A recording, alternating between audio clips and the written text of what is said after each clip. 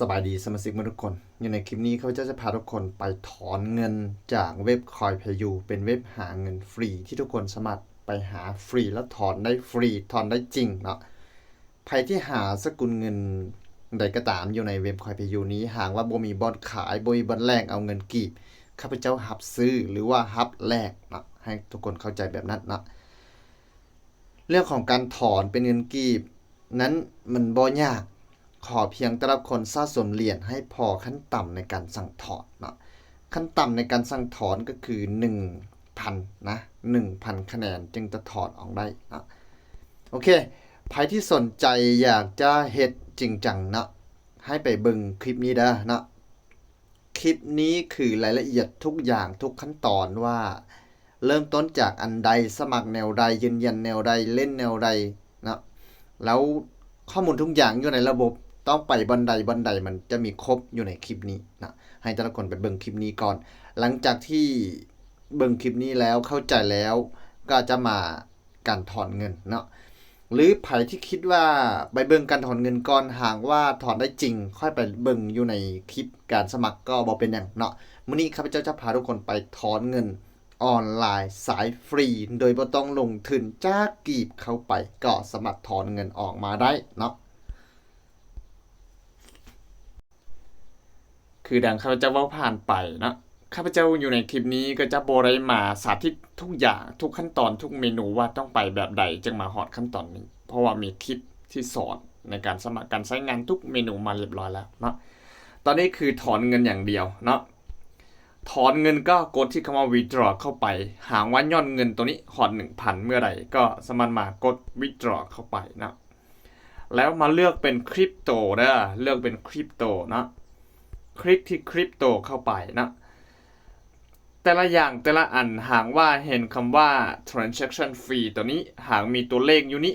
ก็บอกให้ถอนสกุลเงินนั้นนะเพราะว่าจะถูกตัดค่าธรรมเนียมนั่นเองนะแล้วเงิน 1,000 คะแนนเนี่ยมันมีมูลค่าเท่ากับเท่าไหร่ก็สามารถมาเชื่อมกับตัว USDT ตัวนี้ก็จะรู้ว่าราคาที่พวกเขามีคะแนนจำนวนตัวนี้มันมีมูลค่าเท่ากับจักดอลลาร์นะก็คลิกเข้าไปมูลค่า 1,000 ก็เท่ากับ1ดอลลาร์เด้อเนาะมูลค่า 1,000 เนี่ยมันเท่ากับอยู่1ดอลนะเท่ากับ1ดอลให้แต่ละคนเข้าใจนะแต่ว่าหากว่าถอนอยู่ในตัวนี้เนี่ยมันมีค่าธรรมเนียม 0.5 บ่ต้องถอนนะถอนเป็นสกุลเงินอื่นนะให้มาเลือกตัวนี้เป็น Matic นะเป็น Matic หรือว่า Polygon นะคลิก Polygon เข้าไปนะแล้ว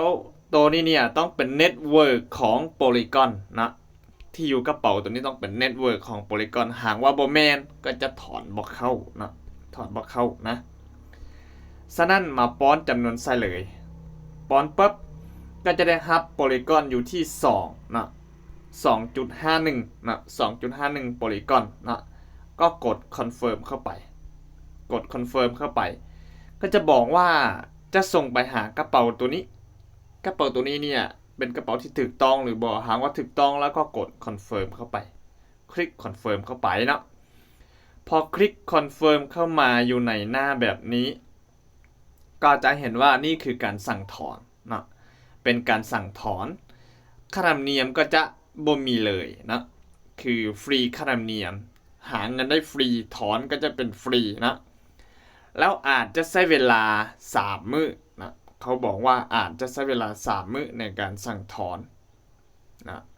เพราะว่าในระบบเขาต้องมีการคำนวณออกมาก่อนนะว่าไผได้ถอนเข้าไปหาเช่นใดเขาต้องมีการตรวจสอบทุกอย่างรายละเอียดก่อนนะหลังจากนั้นยอดเงินที่ตนเองจะถอนสั่งถอนเนี่ยก็จะเข้าไปในกระเป๋านะเข้าไปในกระเป๋านะนี่คือสั่งถอนออกไปนะหลังจากที่สั่งถอนออกไปแล้วยอดเงินของตนเองก็จะหายไปนะยอดเงินของตนเองก็จะหายไปเป็น0แล้วก็เริ่มใหม่นะการเริ่มใหม่ก็มาจากการเบิ่งโฆษณานะการเบิ่งโฆษณาข้าพเจ้ามีแต่เบิ่งโฆษณาอย่างเดียวส่วนอันอื่นข้าพเจ้าบ่ได้เฮ็ดบ่ได้เบิ่งเลยนะนี่มื้อนี้ข้าพเจ้าก็เบิ่งไปแล้ว17นะครบเลยนะ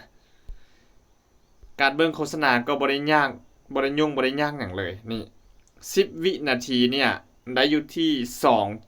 2.3 คะแนนหรือว่า 0.02 ดอลลาร์นะก็คุ้มนะ 1,000 คะแนนเท่ากับ1 ดอลลาร์นะ 1,000 คะแนนเท่ากับ1 ดอลลาร์นี่เบิ่งลันจบก็ถอยปั๊บนะลันจบก็ถอยปั๊บได้เลยนะนี่เป็นแบบนี้ก็ถอยย้อนกลับมานี่ตรงนี้ก็ได้หับแล้ว2.3 หากบ่เชื่อก็กลับมาเบิ่งที่หน้าแดชบอร์ดนี่ยอดเงินก็ขึ้นมาแบบนี้ค่อยๆสะสมจนฮอด 1,000 แล้วก็จะถอนออกได้นะทุกเมนูที่จะมีเทคนิคในการเพิ่มเหรียญตัวนี้ให้มันได้จังไดนะก็มีอยู่ในคลิปที่สอนอยู่นี้มีอยู่ในคลิปนี้แล้วให้แต่ละคนไปค้นหาคลิปนี้นะอยู่ในช่องของข้าพเจ้าเนาะโดยพิมพ์คำง่ายๆนะโดยพิมพ์คำว่า Coin PayU เว็บหาเงินออนไลน์ฟรีนะ Coin PayU เว็บหาเงินออนไลน์ฟรีหากว่าเห็นคลิปนี้เป็นฉบับละเอียดทุกขั้นตอนนี้ก็กดเข้าเบิ่งแล้วจะเข้าใจว่าควรเริ่มต้นจากอันใดจึงจะฮอดขั้นตอนในการถอนเงินนะหลังจากที่กดสั่งถอนออกไป 2-3 นาทีนะหากว่าเห็นตัวนี้ก็ถือว่าเขามีการจ่ายแล้วและตัวนี้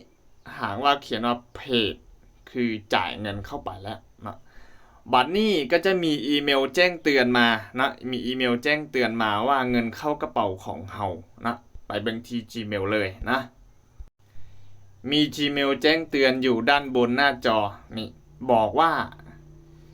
Bitcoin Advertising Network we have just sent a payment of 2.5 Matic to your Polygon address เรียบร้อยนี่คือใครไปอยู่แจ้งนะส่วนตัวต่อมาเป็นตัวของ Matic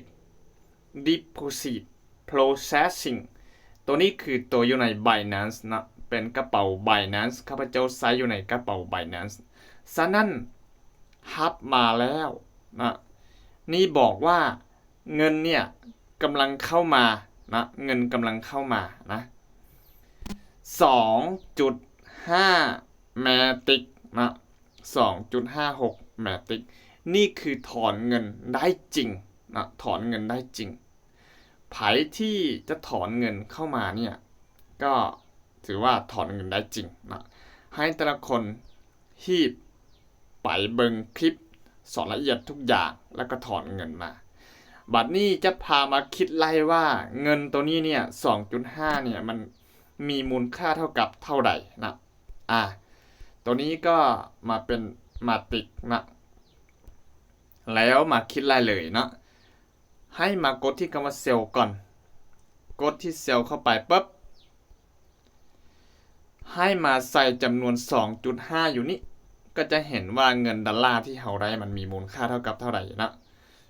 2.5 นี่1 ดอลหับมาแล้วเรียบร้อยนี่คือถอนได้จริงนะถอนได้จริงให้ทุกคนที่ไปสมัครเบิ่งทุกขั้นตอนว่าควรเริ่มต้นจากอันใดแล้วก็ถอนเงินมานะโอเคคลิปนี้หวังว่าอาจจะเป็นประโยชน์ให้นักสายฟรีการหาเงินออนไลน์สายฟรีทุกคนว่าเว็บนี้จ่ายจริงจ่ายดีแน่นอนเพียงแต่เบิ่งโฆษณาสั้นๆ10 วิ5 วิ30 วินาทีก็ได้เงินถอนจริงๆนะ1 ดอลลาร์ก็เท่ากับ23,000 กีบถือว่าได้ค่าบัตรเติมมาน้อยหนึ่งนะแล้วพบกันใหม่ในคลิปต่อไปสำหรับในคลิปนี้ขอตัวลาไปก่อนสบายดี